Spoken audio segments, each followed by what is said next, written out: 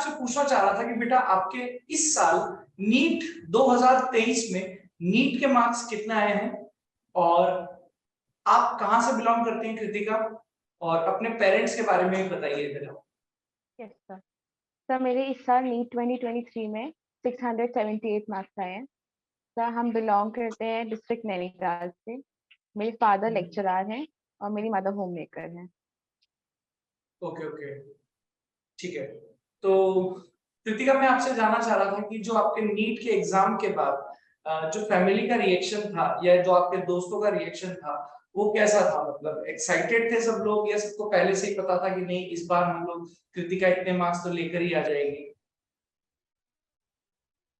सब बहुत एक्साइटेड थे जब रिजल्ट आया था, और सब बहुत खुश थे आफ्टर रिजल्ट देखने के बाद। और थोड़ा बहुत पहले से मतलब एक पेपर देने के बाद थोड़ा अंदाजा तो हो जाता है कि हाँ मतलब सिलेक्शन तो हो ही जाएगा। पर इतने मतलब ठीक नंबर आ जाएंगे वो एक्सपेक्ट नहीं किया था। फिर बाद में जब रिजल्ट आए तो सब बहुत खुश थे, फ्रेंड्स फैमिली सब। Okay okay. तो कृतिका, बेसिकली मैं आपसे जानना चाह रहा था कि आपका डेली का रूटीन क्या था? मतलब आप फिजिक्स, केमिस्ट्री और बायोलॉजी को किस तरीके से प्रिपेयर करते थे?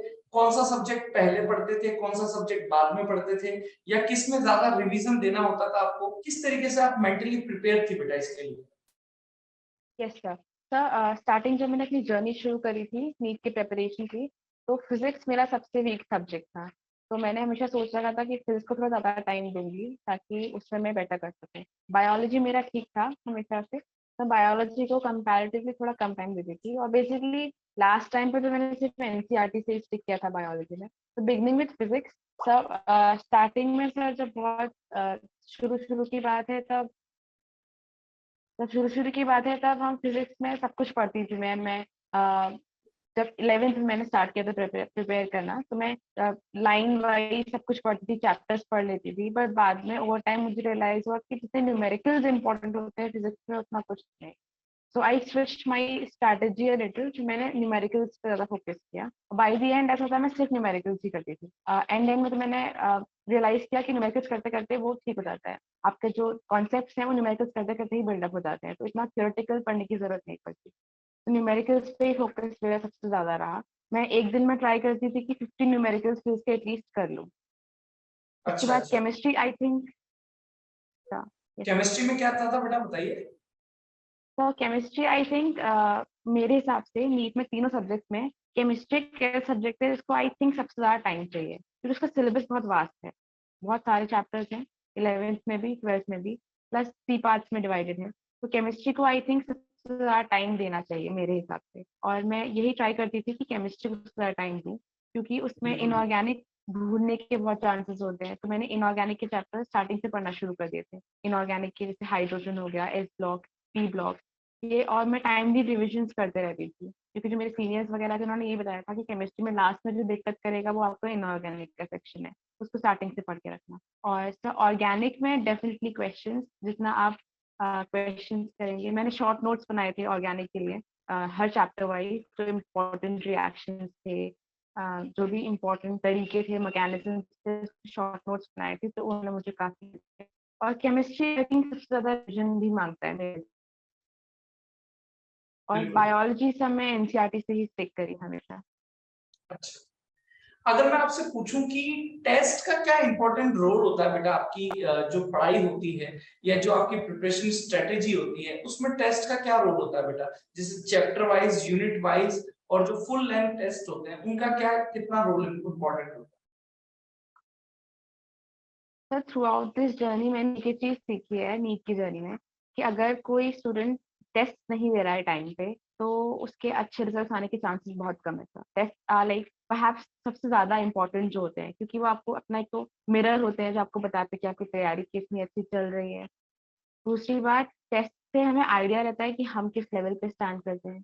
Periodic test very important. जैसे स्टार्टिंग में अगर बिगनिंग मैंने करी थी तो मैं हर दिन टेस्ट नहीं देती थी, जो नॉर्मल बेसिक टेस्ट होते थे, जो हर 14 डेज के बाद या हर हफ्ते जो शॉर्ट टेस्ट होते थे, और हर संडे जो टेस्ट होते थे, टेस्ट देती थी। और टेस्ट देना सर बहुत ज्यादा इंपॉर्टेंट है। एंड एंड एंड में full syllabus test I think is the most important thing. उसने मुझे सबसे ज्यादा हेल्प किया। जब मैंने स्टार्टिंग में फुल सिलेबस देना स्टार्ट किया था, तो मेरे सबसे पहला जो मैंने फुल सिलेबस दिया था नीट के 3 महीने पहले, 2023 नीट के 3 महीने पहले, तो मेरे मार्क्स आए थे 505 पहले अपने उसमें फुल सिलेबस में। बट मैं फिर हर दिन एक टेस्ट देती थी एंड ग्रेजुअली मार्क्स इंक्रीज होते रहे। टेस्ट देने के बाद उनका एनालिसिस, ऑफ कोर्स उसी की वजह से मार्क्स इंक्रीज होते हैं। अगर आप एनालिसिस नहीं करेंगे तो टेस्ट देने का फायदा नहीं। जितना टाइम टेस्ट को देते हैं उतना ही एनालिसिस को भी दीजिए and then gradually as you give the test आपका नंबर बढ़ते रहते हैं। Okay okay okay. तो बेटा अगर मैं आपसे पूछूं कि जैसे कि अगर कोई आपने स्पेसिफिक मतलब हमारे ऑनलाइन लेक्चर्स के अलावा कोई आपका जो सोर्स रहा हो और प्रिपरेशन के लिए, जैसे कुछ ऑफलाइन सोर्स हो सकता है, कुछ दूसरी बुक्स का सोर्स हो सकता है, तो उनमें से कुछ आपने यहाँ पर अपनी स्ट्रेटेजिक प्लान में इंक्लूड किया था? ऑफलाइन में मैंने एक्चुअली कुछ बुक्स खरीदी थी। जब मैं 11th में थी तब मैं एस एल अरोरा करती थी। फिर 12th में मैं अपना थोड़ा बोर्ड्स की तैयारी में लग गई थी तो उतना मैं टाइम नहीं दे पाई उस बुक को। बट जो 1 साल मेरा ड्रॉप था, मतलब जो बाय डिफॉल्ट ड्रॉप था, उसमें तो मैंने उसका स्टिक किया अपना मॉड्यूल्स वगैरह के साथ ही, ज़्यादा इधर उधर नहीं गई। और मॉड्यूल्स लास्ट लास्ट में तो सब मैंने सिर्फ एनसीईआरटी ही पढ़ती थी और क्वेश्चंस लगाती थी फिजिक्स केमिस्ट्री के लिए। लास्ट टाइम पर ओनली एनसीईआरटी पर आपने ध्यान दिया था, बिल्कुल सही। Yes sir, only NCERT. अच्छा, कृतिका मैं एक ऐसे कॉमन डाउट पूछना चाह रहा हूँ बच्चों का। जैसे बच्चे अक्सर कहते हैं कि सर हम लोगों को डिस्ट्रैक्शन हो जाता है, या हम लोगों का बैकलॉग हो जाता है, हम लोग पढ़ नहीं पाते हैं। तो क्या आपको भी डिस्ट्रैक्शन जैसा कुछ फील होता था? और अगर फील भी होता था तो आपने क्या उसको कम करने के लिए क्या मतलब आप लोगों ने एफर्ट डाले हैं, उसमें क्या प्रयास किए बेटा? ह्यूमन बॉडी है, ह्यूमन ब्रेन है, थकता है, आप मशीन की तरह नहीं चला सकते। तो मेरा एक बेसिक प्लान रहता था कि हर एटलीस्ट 8 घंटे तो मैं दूंगी। कभी बाई चांस तब मैं ब्रेक भी ले लेती थी। जैसे कभी मेरा मूवी देखने का मैं देख लेती थी, बिकॉज मैंने रियलाइज किया ब्रेक इज इम्पोर्टेंट, क्योंकि एक टाइम के बाद एग्जॉस्ट हो जाता है, ब्रेन भी थक जाता है, तो थोड़ा ब्रेक चाहिए होता है। और डिस्ट्रैक्शन एज सच मैं सोशल मीडिया पे तो थी नहीं, तो उसका डिस्ट्रैक्शन तो नहीं रहा। बाकी डिस्ट्रैक्शन होता था माय फैमिली और अपने घर वालों से डिस्कस करना, फ्रेंड्स से डिस्कस करना, तो वो लोग बता देते थे कि हाँ ऐसा होता है, कोई बात नहीं, तो के ध्यान दो। थोड़ा मोटिवेशन मिल जाता था, रियलाइज हो जाता था कि हाँ ये सब सही नहीं है, अपने पाथ पे रहो। तो I think it helps, it really helps अपना फैमिली मेंबर से बात करना, फ्रेंड से बात करना, जो आपके खास हैं, जो आपको समझते हैं, इट हेल्प्स अ लॉट। तो कृतिका वैसे तो अभी पूछना सवाल सही नहीं रहेगा, बट फिर भी मैं आपसे पूछना चाह रहा हूँ कि आपके फ्यूचर प्लान्स क्या है? मतलब वैसे तो अभी पूरा ध्यान आपका एमबीबीएस पर ही रहना चाहिए, लेकिन फिर भी मैं आपसे पूछना चाह रहा हूँ कि क्या फ्यूचर प्लान है? कुछ अलग से सोचा हुआ है कि हम स्पेशलाइजेशन करेंगे या आईएएस आरएस वगैरह का एग्जाम देंगे? कुछ ऐसा कुछ सोचा हुआ है? अभी तो इतना लंबा नहीं सोचा है, अभी तो यही सोचा है कि एमबीबीएस करेंगे और उसमें अपना पूरा देंगे जितना दे सकते हैं। फिर आगे सर अभी इतना फ्यूचर प्लानिंग नहीं किया है, बस ये है कि अभी डेफिनेटली पीजी तो करना ही है, उसके बाद मेडिसिन से जो स्ट्रीम मिलती है उस हिसाब से फिर स्पेशलाइजेशन भी करना चाहेंगे सर, अगर मौका मिला तो।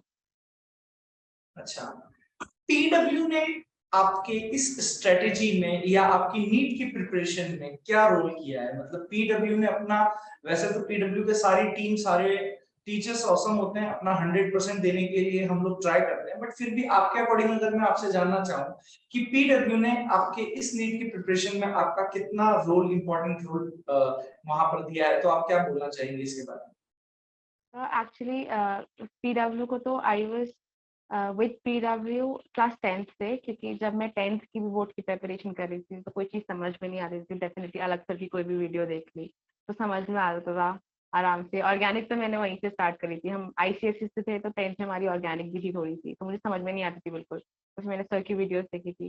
फिर 11th में भी, 11th 12th में भी थ्रू आउट सर की वीडियोस में देखते रहती थी। फिर मैंने सब्सक्रिप्शन लिया था तो डेफिनेटली सर टेस्ट वगैरह ने बहुत दी थी, प्लीज वेरी हेल्पफुल। अच्छा अच्छा अच्छा, बिल्कुल सही।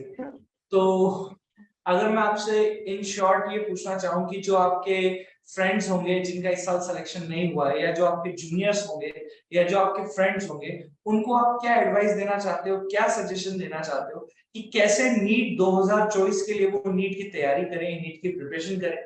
एक सेलेक्टिवली तरीके से पढ़ा जाए, किस तरीके से पढ़ा जाए कि बहुत आसानी से आप नीट 2024 में सिलेक्शन ले सकते हो? तो आपका उन सभी फ्रेंड्स, उन सभी जूनियर्स के लिए क्या सजेशन है बेटा? Yes sir. तो सबसे importantly studies, I understand hard work is very important, पर एक चीज मैंने जो रियलाइज करी है वो है बहुत लोड लेके ना पढ़े।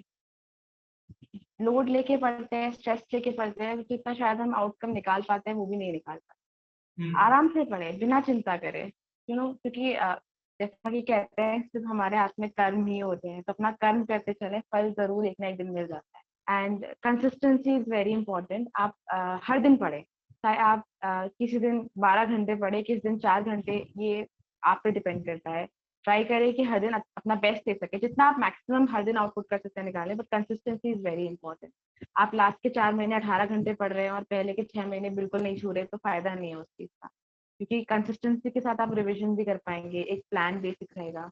अपने दिमाग में प्लान रखिए कि हमें इस तरह से पढ़ना है, और स्ट्रिक्टली अध्ययन की बात नहीं है, पर थोड़ा बहुत उस प्लान के हिसाब से चले, और कीप वर्किंग। एंड भाई सबसे इम्पोर्टेंटली कि चिल मार के पढ़े, इतना लोड देने की कोई बात नहीं है। बहुत प्रैक्टिकल बात कर दिया आपने बेटा, बहुत बड़ी बात कह दी है कि बच्चे यही सोचते हैं कि बस हम लास्ट के महीनों में 18 20 घंटे पढ़ लेंगे और हमारा सिलेक्शन हो जाएगा। कंसिस्टेंसी मेंटेन करना बहुत बड़ी बात होती है, तो ये बहुत बड़ी बात है। तो Kritika, wish you all the very best for your future. हम सब आप लोगों के लिए बेटा यहाँ पर दुआ करेंगे कि आप सभी प्यारे बच्चों यहाँ पर मेडिकल कॉलेज में अच्छा परफॉर्म करो, और all the best for your future Kritika. Thank you thank बेटा। यू। Thank you.